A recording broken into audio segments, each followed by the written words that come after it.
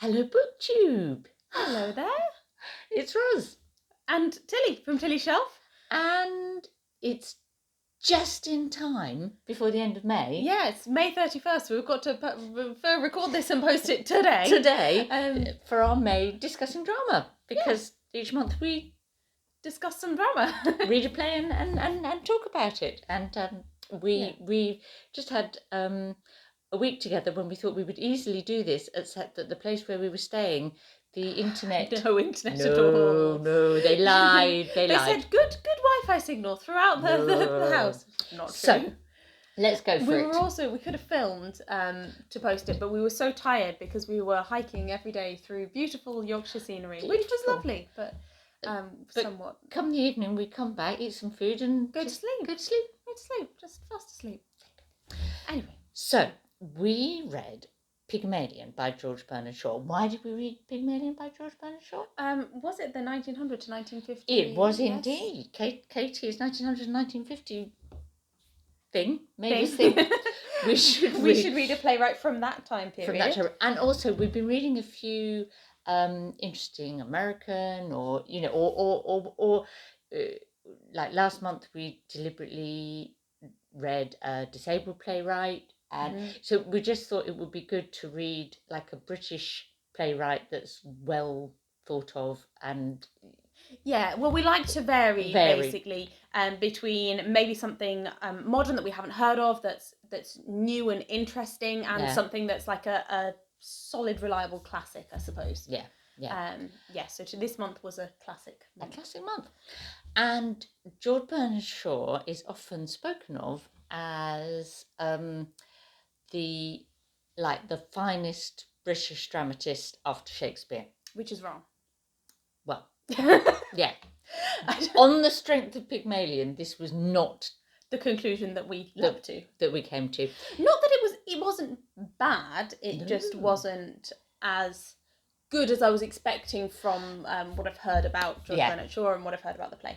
Yeah, and I don't know whether it was something about, because it's a funny play and it's a social commentary play, and for me it was neither as funny as it could be nor as effectively socially commentating as it could. So it kind of fell between two stools, maybe. And the natural comparison to me was to Oscar Wilde, who also writes funny plays with social commentary. So it's and around a similar time period. So it's a very natural comparison point. Yeah. And Bernard Shaw is neither as funny nor as insightful, I think, as Oscar Wilde.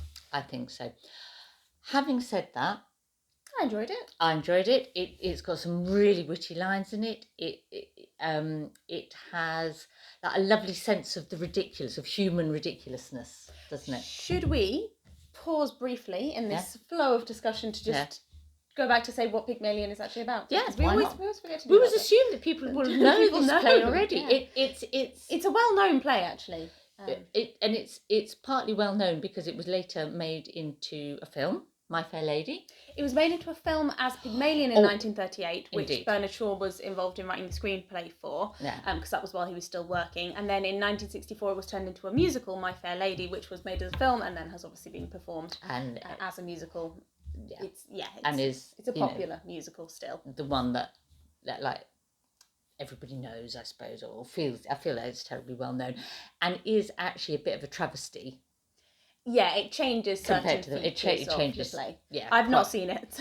but I did suggest that we could watch it last night, but I was not convinced. The songs in it are absolutely brilliant, but it isn't really fair to the play, I think. So returning to the plot of Pygmalion, so Pygmalion was an ancient Greek mythological figure who... He made a statue and then fell in love with it. Yeah, and then persuaded a god to turn it into a real person. Bring it to life. Bring her to life and then married it, or that kind of thing that they do in ancient Greek. All a bit creepy, because as Greek myths often are. Yeah.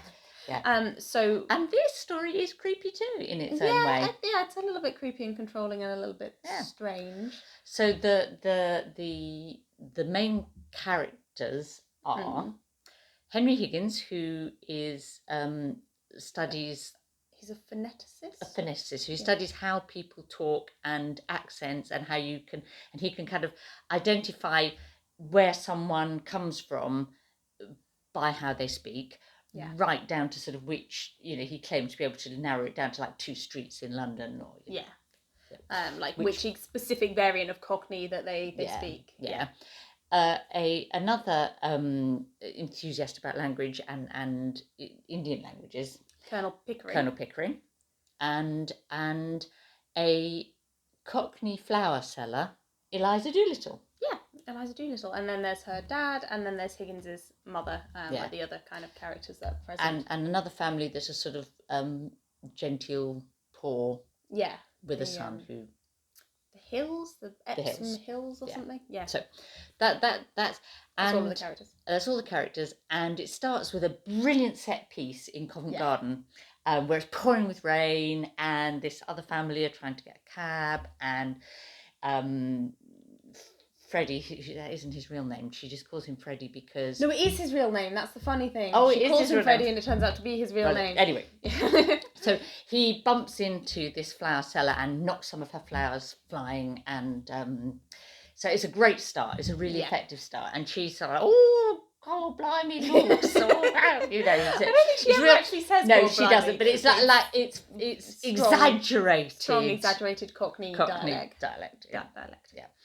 And Henry Higgins is observing her and writing notes because he's interested in her accent, and she thinks that he's a narc. An undercover police spy informer person that's going to inform on her. But and this is where the serious social commentary comes in, because what she's worried about is she's trying to sell flowers to another gentleman, which actually is Colonel Pickering, and he gives her some money and doesn't take the flowers, so there's this potential, this risk, and this huge risk of being a poor woman in London, that you could either be accused of begging or of prostitution. Yeah, and she's like, she reiterates, I'm a good girl, and she's trying to earn an honest living as a flower girl. As opposed to either begging, which was, and prostitution, which were both against the law. So and there that is harked back to later in the play in a very effective way, which we must remember to mention. So she the next scene, the next day, she has a little bit of money, which actually Henry Higgins gave her, and she comes to his house because she overheard him talk about how he teaches people to speak well, and she wants to learn to, with this little bit of money she's got, learn to speak well enough that she could get a job in a shop. Yeah, because with the strength of her Cockney accent, she's been told that she can't work in a shop because she doesn't speak properly enough. Right. So she just wants to improve her dialect just enough to be able to progress from just barely scraping by as a flower seller to, having a stable employment. And basically, Higgins and Pickering kind of make a bet that as to whether or not Higgins can pass her off for a duchess within months.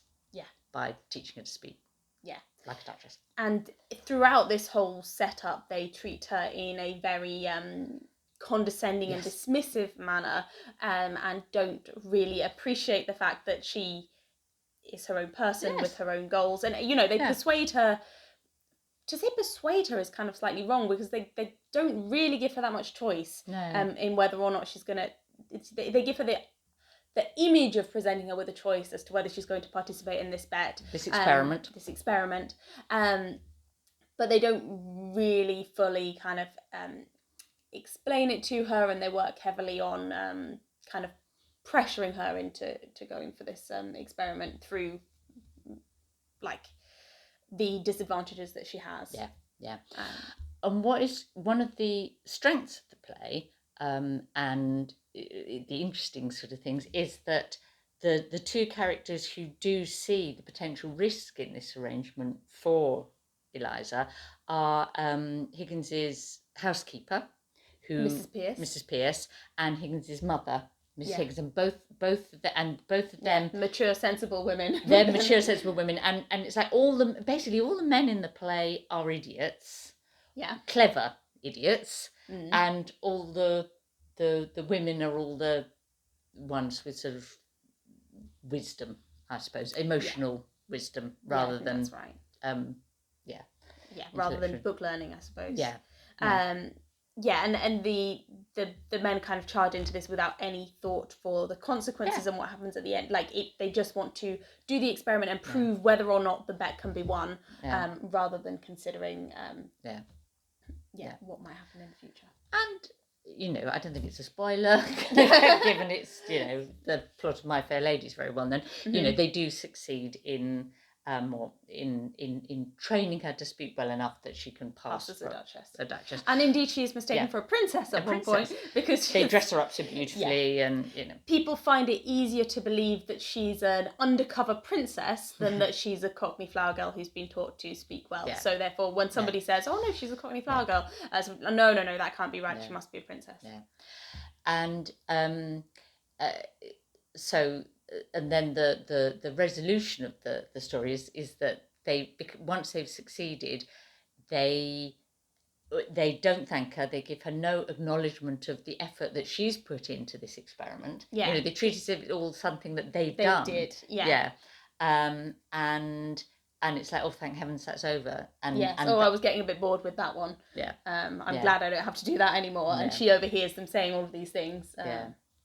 After they've come to rely on her as a member of their household group, and Higgins says, well, how am I supposed to know where my things are and when my appointments are without Eliza to tell me? Because actually she's a very capable, efficient young lady, and the reason that the experiment is successful is that she's a very quick learner, and very smart, and they both comment in different ways on how quickly she picks up different things, like playing the piano.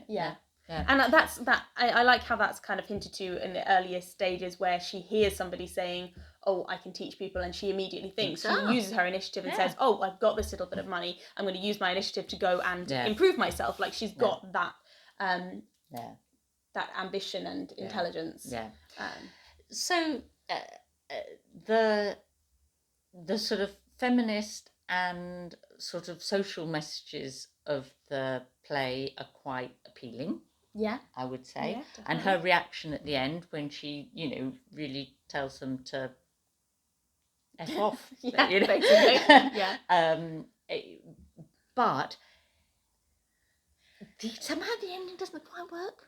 The ending definitely I found for me weaker, and I was really interested that you found that as well, because I was reading the end. I've been enjoying it so much up to that point, and it's really funny, like laughing out loud with it. We kept looking up to each other saying, have you read this line yet?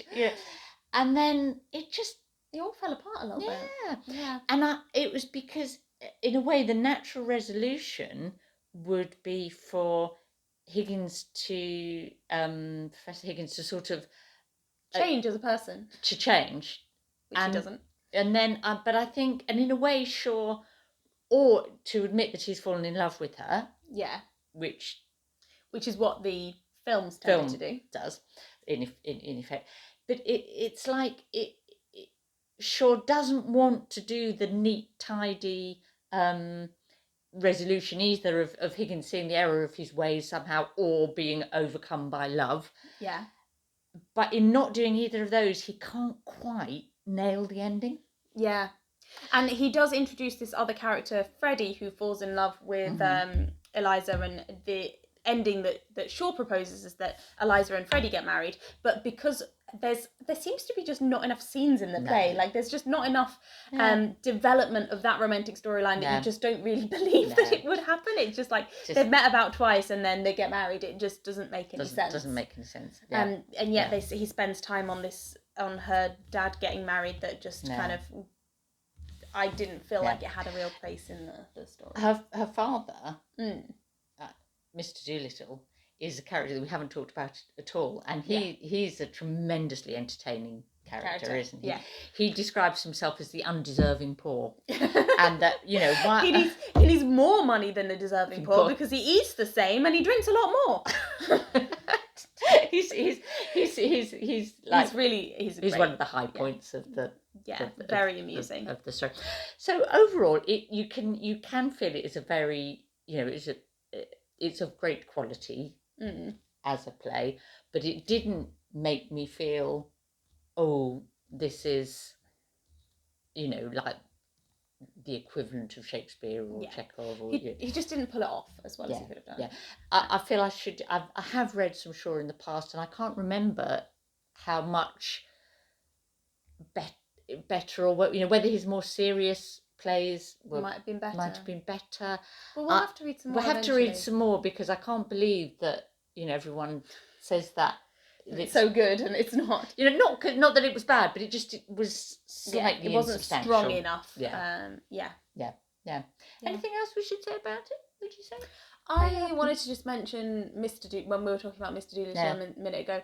He's a dustman, and at the end of the play he comes into wealth, and I couldn't help but think of Our Mutual Friend and the Golden Dustman, and this kind of I mean, there's a couple of decades between those books, but this kind of infatuation with the idea of the kind of lowest of the low being somehow turned into like at the end of the play, Mr. Doolittle's supposed to be entertaining with dukes and so on. And also, obviously, like a fast-learning, resourceful man. Absolutely. Which is passed on to his daughter. Yes.